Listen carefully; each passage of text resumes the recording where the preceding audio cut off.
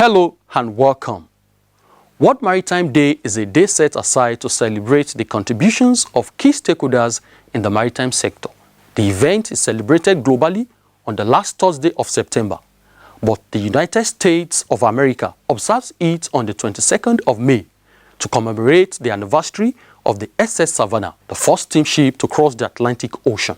On today's edition, we'll be taking you inside the World Maritime Day celebration which took place recently in Lagos. And of course, as always, no episode is complete without a tidbit segment. That's where I'll be bringing you the latest updates and relevant stories from both local and international maritime circles. Let's take a short break. We'll be right back. For more than 5 decades, we have empowered and protected the interests of shippers in the nation's maritime industry. Our focus is to facilitate trade, regulate tariffs and rates, as well as handle shippers' complaints on cargo losses, damage and non-delivery. We offer dispute resolution mechanism for shipping and trade disputes between shippers and service providers. We are Nigerian Shippers Council, Nigeria's port economic regulator, your gateway to a thriving maritime sector. Nigerian Shippers Council will meet you at the port of your need. Welcome back. This is The Shipper, your must-watch program for updates on the maritime sector, proudly brought to you by Nigerian Shippers Council, the nation's port economic regulator. I am Ogungbemi Idowu. Major discussions from the World Maritime Day celebration were driven towards sustainable shipping practices, the role of technology in improving port operations, and the strategies being put in place to strengthen Nigeria's position as a leading maritime hub in Africa. Let's hand over the wheels to Lucy Yambi as she presents the full story of the event as compiled by our correspondent. The International Maritime Organization, a United Nations organization, was established on March 17, 1958. However, its origin dates back to 1948, when a conference in Geneva adopted a convention establishing the organization, which was initially known as the Intergovernmental Maritime Consultative Organization, IMCO. This name was changed to its current nomenclature in 1982. The first World Maritime Day was celebrated in 1978 and has since then been celebrated worldwide on the last Thursday of every September.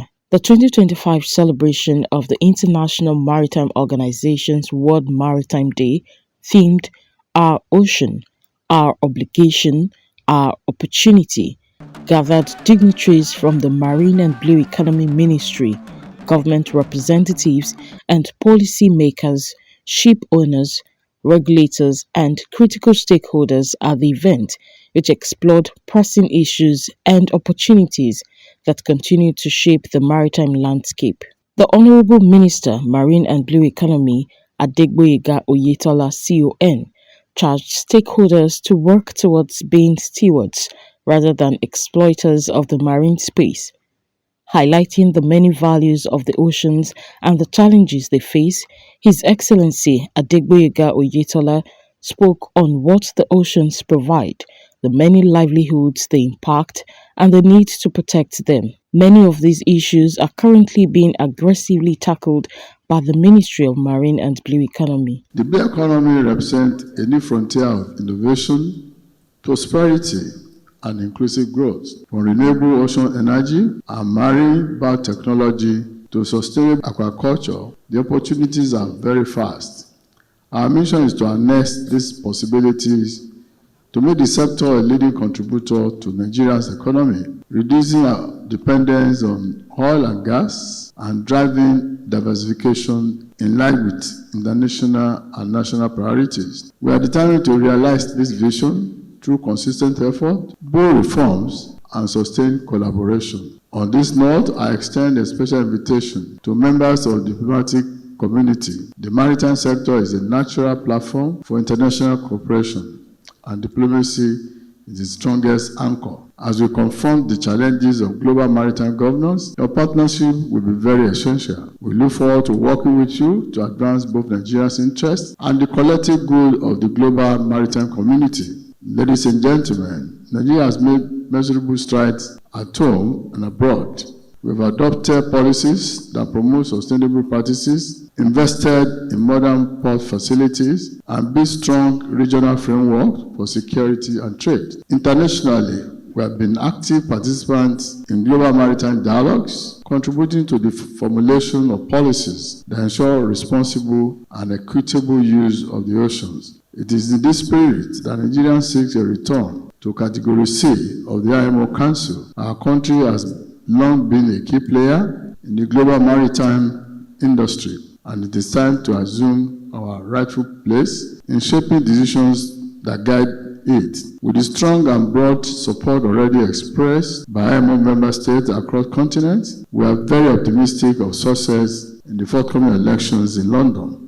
Mr. Oloruntola Olufemi, Permanent Secretary, Ministry of Marine and Blue Economy, asserted the need to align investments from the private sector with national policies, noting that the many areas under the ministry's purview far outweighs its budgetary allocation. The ocean is not ours to exhaust. It is entrusted to us in stewardship.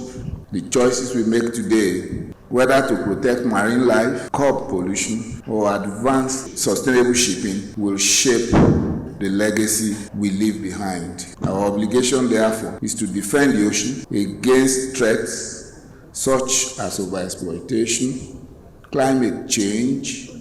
Our opportunities lie in building a blue economy that is strong, innovative, and capable of generating jobs to sustain present and future generations. This vision cannot be realized in isolation. It calls for commitment from government, the private sector, coastal communities, and our international partners. With collective responsibility, the ocean can remain safe, sustainable, and secure, while its immense potential is harnessed for the benefit of humankind. Chairman of the Senate Committee on Marine Transport, Senator Wasiu Eshinlokun Sani, assured the gathering of the Senate's commitment to continue to champion policies and legislation for a sustainable marine and blue economy environment. The administration of His Excellency President Bola Ahmed Tinubu GCFR has demonstrated an unwavering commitment to the development of our maritime industry as a critical driver of economic diversification and national prosperity. From port reforms, infrastructural renewal, blue economy initiative, to policies aimed at enhancing safety, security, and efficiency, the government has shown that the maritime sector is at the heart of our economic transformation agenda. Importantly, this day also reminds us of the sacrifices and contributions of our seafarers, the men and women who work tirelessly at sea to ensure the smooth movement of goods, energy, and the people across the world. Without their dedication, courage, and resilience, the maritime industry cannot achieve its objectives. On this occasion, I salute their service, celebrate their strength, and wish them continued success, safety, and well-being as they carry out their noble duties. Honorable Khadija Abba Ibrahim of the House Committee on Maritime Safety, Administration and Education similarly assured of commitment to support laws that would develop the nation's marine and blue economy. The House Committee on Maritime Safety, Education and Administration stands ready to provide robust legislation in supporting President Bola Ahmed Tinubu's renewed hope agenda that ensures Nigeria fulfills these obligations while positioning our industry for sustainable growth. The maritime sector is a goldmine of opportunities. With deliberate policies, Nigeria can grow indigenous shipping, develop modern port infrastructure, expand shipbuilding and repairs, and unlock millions of jobs in the blue economy. By fostering partnerships between government, private sectors, and international stakeholders, we can transform our maritime domain into a cornerstone of national prosperity. As we mark World Maritime Day 2025, let us remember that the ocean is not only a resource to exploit, but a heritage to protect and a legacy to pass on. Our obligation is clear and our opportunity is immense. Let us harness the ocean for safety, sustainability, and shared prosperity. Captain Emmanuel Ihanacho, a retired merchant navy captain, former Minister of Interior, and a prominent figure in the country's maritime and oil and gas industries, while delivering a leading paper, Nigerian Energy Transition, a pathway for economic diversification and sustainable ocean usage, outlined the various opportunities inherent in renewable energy and gas. Nigeria's economy has long been dominated by the oil and gas industry. The output of this focused industrial activity has contributed significantly to the country's GDP and government revenue growth. However, due to the intervention of three factors, one is the continuing volatility of global oil prices. The second is the depletion in oil reserves. As I said earlier, that is what is unique about the fossil fuel. It absolutely finishes, but with renewables, it doesn't. It's there all the time. The air is there, the wind is there, the waterway is there. So we want to make that distinction very clearly. So due to the volatility of oil prices, the depletion of oil reserves, and the growing concern about climate change, it has created an imperative for Nigeria to diversify its economy and transition to a more sustainable energy mix. This paper is designed to explore the opportunities and challenges of Nigeria's energy transition with a focus on economic diversification and sustainable ocean use arising therefrom. Nigeria's energy sector is characterized by a heavy reliance of fossil fuels. You know it. That's what we've been doing since 1958, when we found oil in Loibiri. And together with our foreign partners, we're exploiting this oil, bringing it out, selling some of it. Some we're sending to our refineries that we turn to refine the fuel for powering our industry. Engineer Ahmed Mansour, representing the chairman of Dangote Group, Alhaji Aliko Dangote, conveyed his chairman's assurance that the Dangote Group would play its role as a private sector operator.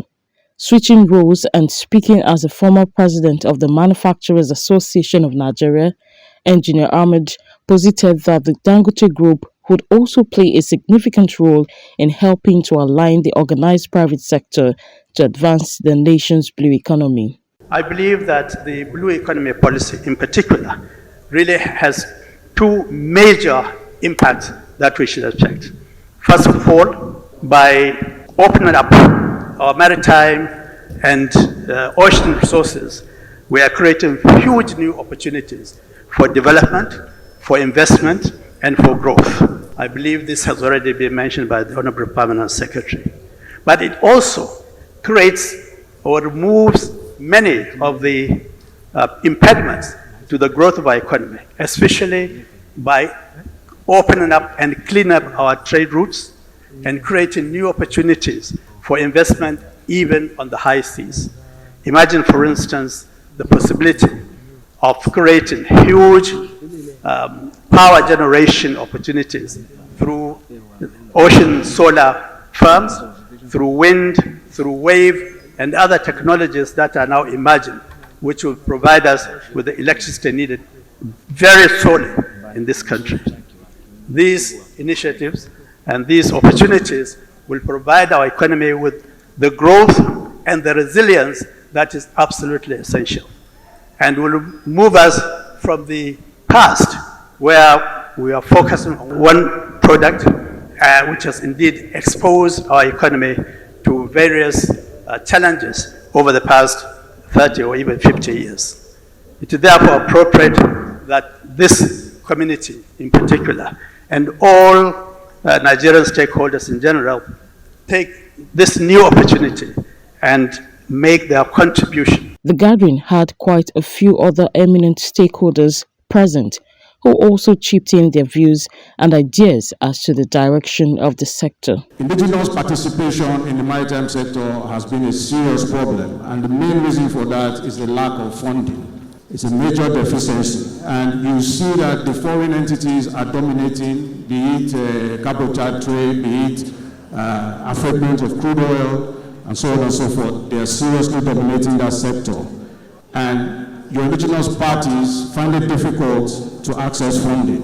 So we've got to have banks like RMDB, other Pan-African banks who are really committed to the continent to try and give us funding. How do we raise funds? This is always a big problem. The indigenous investor or operator must have a compelling story, must have a solid business model, must have strong financial history, credible track record, strong corporate governance. There must be risk mitigation strategies, and then you have to find a friendly institution truly committed to funding. And like I said, those are your commercial banks, your development finance institutions, your multilateral finance institutions, private equity markets, and even public equity markets. We have to look at climate finance.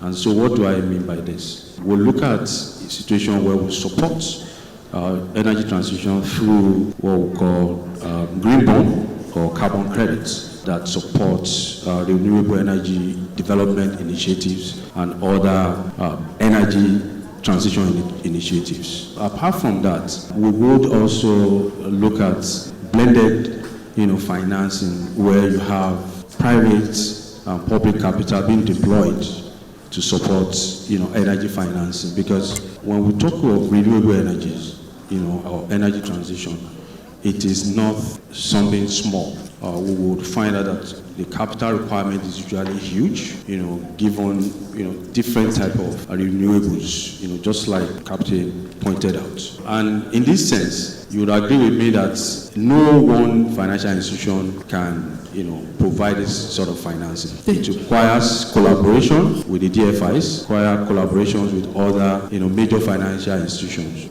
to provide the necessary support, to support, this sector. In a post issued by Nigerian Shippers Council, the Executive Secretary and Chief Executive Officer, Nigerian Shippers Council, Dr. Pius Akuta MON, used the occasion to felicitate with stakeholders and investors. He further acknowledged the hard work they have all put into advancing the sector.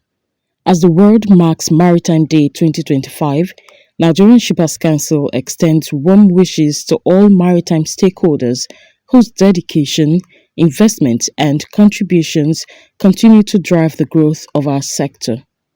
This year's World Maritime Day event helped to re-energize stakeholders to reposition the industry to be more environmentally friendly and sustainable.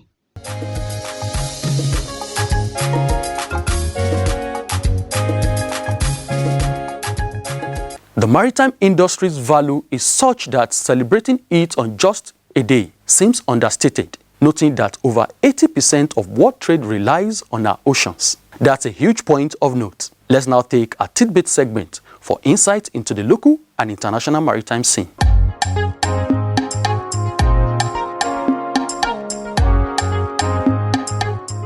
Nigerian Shippers Council made a notable presence at the Maritime Golf Challenge held at the Ikoyi Club 1938 Golf Section, Lagos Island. The event, which served as a catalyst for strengthening relationships and fostering a sense of community among maritime professionals, brought together key stakeholders in the maritime industry to foster networking and collaboration. The Executive Secretary and Chief Executive Officer of the NSE, Dr. Akuta Pius Emuhen, who was represented by Olurotimi Anifowoshe, the Director, Strategic Planning and Research Department, commended the Nigerian Maritime Administration and Safety Agency, NIMASA, for organizing this initiative. Mr. Anifowoshe highlighted the significance of the competition and emphasized the importance of networking and collaboration in the marine and blue economy sector. He noted that such events provide a platform for industry players to come together, share ideas, and forge meaningful partnerships. The NSE's participation in the Maritime Gulf Challenge underscores its commitment to promoting collaboration and excellence in the maritime industry. We encourage you to follow our social media pages at NG Shippers on Facebook, Instagram, X, and YouTube for more of our latest updates, events, and information. Let's take a look at our complaint register for the week.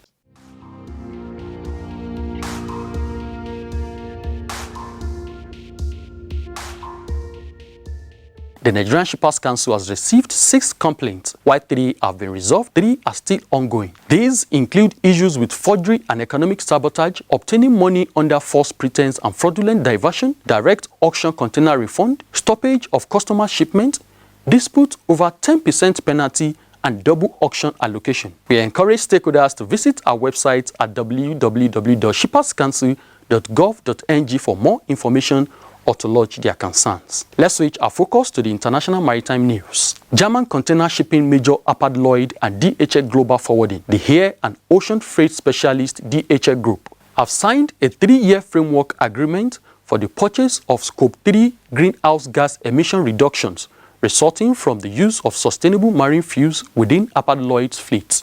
The agreement, described as a major milestone in the company's joint effort to decarbonize supply chains, according to Hapag Lloyd and DHL, the latest deal showcases the effective application of the book and claim chain of custody mechanism, enabling customers to claim Scope 3 emission reduction for their transport separately from the physical use of the fuel. By decoupling decarbonization from the physical transportation, sustainable marine fuel enabled by book and claim emerges as a vital role to drive early action in the shipping industry, particularly given that the supply of sustainable marine fuels is currently limited globally and of higher cost. In another news, the International Chamber of Shipping, ICS, a trade association which represents over 80% of the world merchant fleet, has established its new office in Singapore, the world's top maritime hub. As informed, the Singapore office will serve as a regional hub, fostering collaboration on critical issues such as decarbonization, safety, seafarer welfare, and the adoption of new technologies. The new ICS representative office, opened with the support of Singapore Shipping Association, is located in the Central Business District of Singapore. The establishment of the Singapore office is said to represent a significant step in ICS' ongoing mission to support the global shipping industry in the region, following the opening of the China liaison office with a presence in both Shanghai and Hong Kong. That concludes this week's edition of Tidbit on the Shipper. Thank you for staying with us. For more than 5 decades, we have empowered and protected the interests of shippers in the nation's maritime industry. Our focus is to facilitate trade, regulate tariffs and rates, as well as handle shippers' complaints on cargo losses, damage and non-delivery. We offer dispute resolution mechanism for shipping and trade disputes between shippers and service providers. We are Nigerian Shippers Council, Nigeria's port economic regulator, your gateway to a thriving maritime sector. Nigerian Shippers Council will meet you at the port of your need. And with that, we have once again arrived at our anchor point. Feel free to drop your comments, suggestions, and inquiries through our various social media handles at NG Shippers. We'll return next week with fresh perspectives, emerging trends, and significant updates from the maritime sector. Until we set sail again for our next journey, here's wishing you calm seas, blue skies, and gentle winds.